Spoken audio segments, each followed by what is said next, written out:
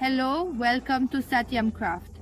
Today we will show you how to fold this folding box. This box will be unfolded when you receive it. Then you need to fold it from two sides first. Fold one side, then the other, and then fold the remaining two sides.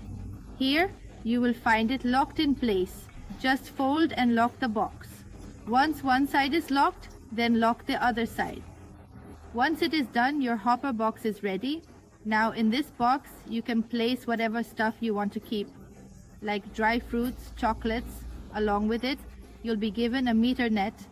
Place the net at the bottom of the box and cover it from the top from all sides. Along with this, you will also be given a twister.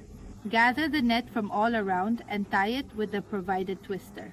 Inside, you can ensure to store dry fruits, confections, and nibbles. You can pack cosmetics. In the wedding season, you can make room hoppers. In short, you can keep anything.